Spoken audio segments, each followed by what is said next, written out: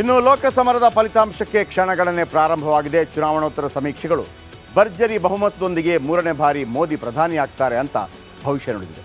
ಇದೀಗ ಸಮೀಕ್ಷೆಯ ನಿಖರತೆ ನಾಳೆಯ ಫಲಿತಾಂಶದಲ್ಲಿ ತಿಳಿಯಲಿದೆ. ಇದರ ಬಗ್ಗೆ ಒಂದು ಸ್ಪೆಷಲ್ ರಿಪೋರ್ಟ್ ನಿಮ್ಮ ಮುಂದೆ.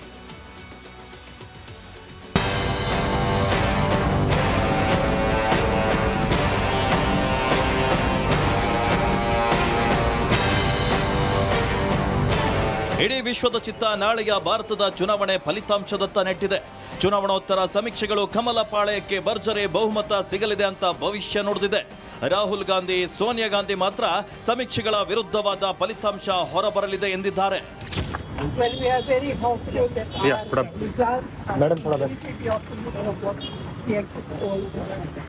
ನಾಳೆ ಬೆಳಗ್ಗೆ 8 ಗಂಟೆಯಿಂದ ದೇಶಾದ್ಯಂತ ಮತ ಎಣಿಕೆ ಕಾರ್ಯ ನಡೆಯಲಿದೆ.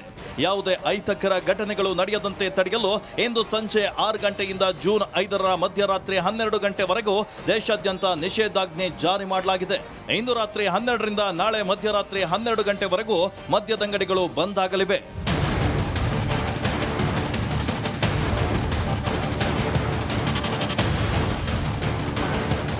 ಮತಗಟ್ಟೆ ಸಮೀಕ್ಷೆ ಹೊರಬಿಡುತ್ತಿದ್ದಂತೆ ಷೇರು ಮಾರುಕಟ್ಟೆಯಲ್ಲಿ ಭಾರೀ ಸಂಚಲನ ಸೃಷ್ಟಿಯಾಗಿದೆ. ಸೆನ್ಸೆಕ್ಸ್ ಮತ್ತು ನಿಫ್ಟಿ 2 ಸರ್ವಕಾಲಿಕ ಗರಿಷ್ಠ ಮಟ್ಟವನ್ನ ತಲುಪಿದ್ದಾವೆ. ಚಿಕ್ಕಮಗಳೂರಿನ ಶಂಕರಮಠ ದೇವಾಲಯದಲ್ಲಿ ಮೋದಿ ಮತ್ತೆ ಪ್ರಧಾನಿಯಾಗಲೆಂದು ಚಂಡಿಕಾ ಯಾಗವನ್ನ ಮಾಡಲಾಯಿತು.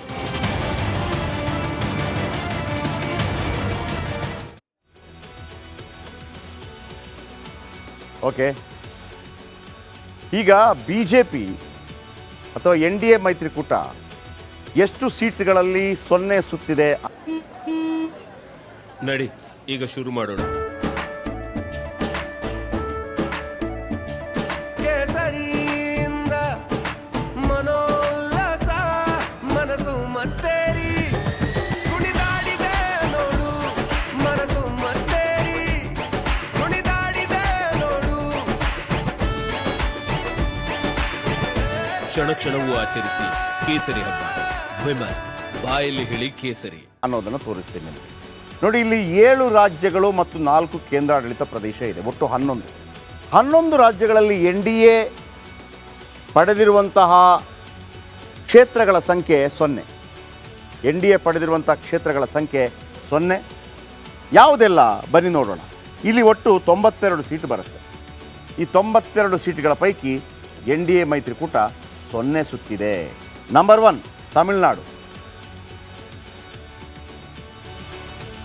ತಮಿಳುನಾಡು ಇಲ್ಲಿ 0. ಆಂಧ್ರ ಪ್ರದೇಶ, ತಮಿಳುನಾಡಲ್ಲಿ 38 ಕ್ಷೇತ್ರಗಳಿದೆ. ಆದರೆ NDA ಮೈತ್ರಿಕೂಟಕ್ಕೆ ಅಲ್ಲಿರೋದು 2019ರಲ್ಲಿ 0. ಆಂಧ್ರ ಪ್ರದೇಶದಲ್ಲಿ 25 ಕ್ಷೇತ್ರಗಳಿದೆ. ಆಂಧ್ರ ಪ್ರದೇಶದಲ್ಲಿ NDA ಮೈತ್ರಿಕೂಟ ಪಡೆದಿರುವುದು 0. ಕೇರಳದಲ್ಲಿ 20 ಕ್ಷೇತ್ರಗಳಿದೆ. NDA ಮೈತ್ರಿಕೂಟ ಪಡೆದಿರುವುದು 0. ಮೇಘಾಲಯದಲ್ಲಿ 2 ಕ್ಷೇತ್ರ ಇದೆ. NDA ಮೈತ್ರಿಕೂಟ ಪಡೆದಿರೋದು 0. ಮಿಜೋರಾಂ 1 ಕ್ಷೇತ್ರ ಇದೆ, ಆದರೆ NDA ಮೈತ್ರಿಕೂಟ ಪಡೆದಿರೋದು 0.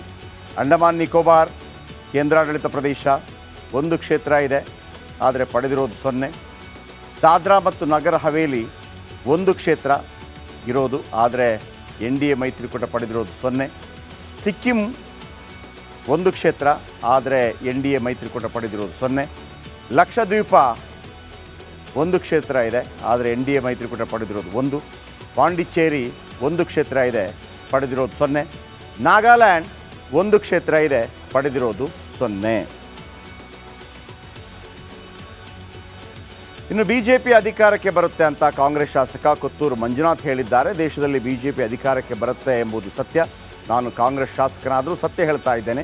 ಯಾರೋ ಹೇಳಿದಂತೆ ಸುಳ್ಳು ಹೇಳಲು ನನಗೆ ಇಷ್ಟ ಇಲ್ಲ. ಆದರೆ ಮುಂದಿನ ಚುನಾವಣೆಯಲ್ಲಿ ನಾವು ಗೆಲ್ಲಲು ಈಗಿಂದಲೇ ಸಿದ್ಧತೆ ಮಾಡಿಕೊಳ್ಳುತ್ತೇವೆ ಅಂತ ಶಾಸಕ ಕೊತ್ತೂರು ಮಂಜುನಾಥ್ ಬಾಂಬ್ ಸಿಡಿಸಿದ್ದಾರೆ. ಬಂದಿದೆ BJP ಅಂತ ಬಂದಿದೆ. ಬೈ ಡಿಫಾಲ್ಟ್ ನನಗೂ ಗೊತ್ತು BJPನೇ ಬರ್ಬೋದು ಸೆಂಟ್ರಲ್ ಗೌರ್ಮೆಂಟಲ್ಲಿ ಅಂತ. ಯಾಕಂದ್ರೆ ನಾನು ಕಾಂಗ್ರೆಸ್ MLA ಆದ್ರೂ ನಿಜ ಮಾತಾಡ್ತೀನಿ. ಸುಳ್ಳು ಮಾತಾಡೋದು, ನಿಜ ಮಾತಾಡ್ತೀವಿ. ಮೊದಲೇ ಗೊತ್ತಿರೋ ವಿಚಾರನೇ ಸೆಂಟ್ರಲ್ ಗೌರ್ಮೆಂಟಲ್ಲಿ BJP ಬರೋ ಚಾನ್ಸಸ್ ತುಂಬ ಇದೆ ಅಂತ ನಮಗೂ ಗೊತ್ತು, ನಾವು ತಿಳ್ಕೊಂಡಿದ್ದೀವಿ. ಆದರೆ ಎಲ್ಲರ ಥರ ನಾವು ಬರ್ತೀವಿ ನಾಳೆ ಎಕ್ಸಿಟ್ ಪೋಲ್ಸ್ ಅದು ಅಂತೆಲ್ಲ ಬರೋ ಚಾನ್ಸಸ್ BJPನೇ ಇದೆ. ಪರವಾಗಿಲ್ಲ, ಈ ಸಲ BJPನೇ ಬರಲಿ. ನೆಕ್ಸ್ಟ್ಗೆ ನಮ್ಮದು ಟಾರ್ಗೆಟ್, ಈ ಸಲಿಗಳ ಟಾರ್ಗೆಟು ನೆಕ್ಸ್ಟ್ಗೆ ನಾವು ಸೆಂಟ್ರಲ್ ಗೌರ್ಮೆಂಟಲ್ಲಿ ನಾವು ಬರ್ತೀವಿ. ಅದಕ್ಕೆ ಏನು ತಯಾರಿ ಬೇಕೋ ಇವಾಗಿಂದ ತಯಾರಿ ಆಗ್ತಾ ಇದೆ. ರಾಜ್ಯದಲ್ಲಿ ಹೇಗೆ ಸರ್? ರಾಜ್ಯದಲ್ಲೂ ರಾಜ್ಯದಲ್ಲಿ ಬಂದು ಕನ್ಫರ್ಮ್ ಆಗಿ ನಮಗೆ ಗೊತ್ತಿರೋ ಪ್ರಕಾರವಾಗಿ 50-50 ಆಗುತ್ತೆ. 50-50 ಅವ್ರಿಗೂ ನಮಗೆ 50-50 ಆಗುತ್ತೆ. ಅದರಲ್ಲೂ ಎಸ್ಪೆಷಲ್ ಆಗಿ ಕೋಲಾರ 29,000ದಲ್ಲಿ ನಾವು ಗೆಲ್ತೀವಿ.